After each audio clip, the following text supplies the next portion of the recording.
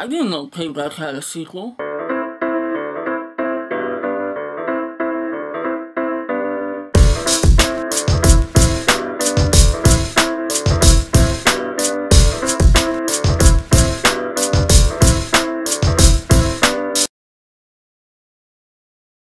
Get the Gringo, or as it's known overseas, How I Spent My Summer Vacation. This movie stars Mel Gibson, you know, that lovable, wacky actor that we all love. I wonder what he's been up to. He also produced and co-wrote this movie along with first-time director Adrian Grunberg. This movie is not getting a theatrical release in the US. It's actually premiering on DirecTV and various other video-on-demand services, with a theatrical release overseas. And that's actually rather interesting. I think they did that on purpose because they, kind of know that Mel Gibson isn't necessarily the moneymaker he used to be, and they wanted to see how well this movie did with the video-on-demand crowd.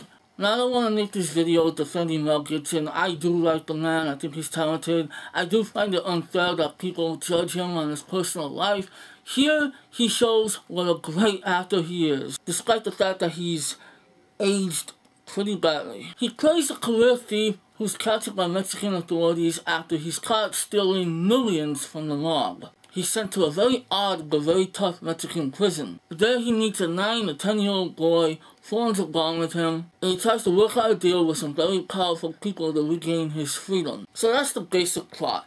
This movie was a whole lot of fun. Even though the setting will make you feel very dirty, I felt very grimy after watching this movie. The interesting thing about this prison is, if you've ever seen Season 3 of Prison Break, where the inmates are able to roam around and basically do whatever they want, besides walk out the front door, of course.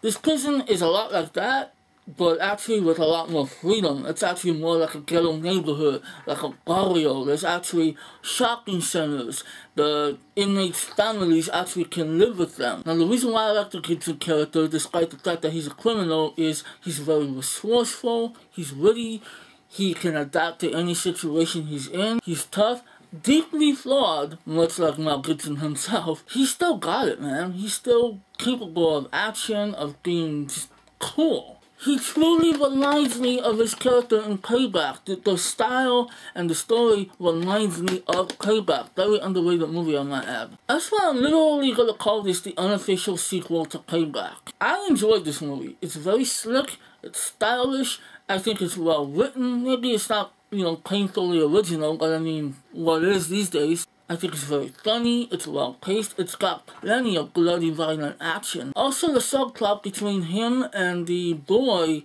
is actually a really interesting story. I like that story. The kid actor did a great job as well. He's a tough little son of a bitch. For some reason, he reminds me of a fellow movie reviewer here on YouTube by the name of Pablo Rio. Young, from Mexico, curses a lot. I enjoyed this movie. I found it very entertaining.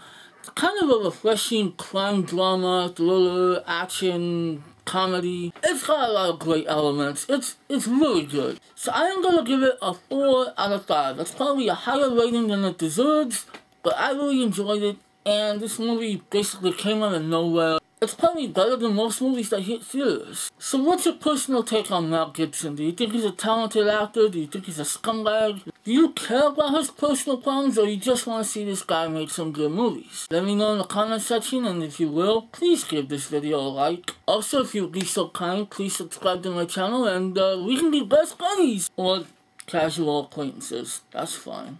What?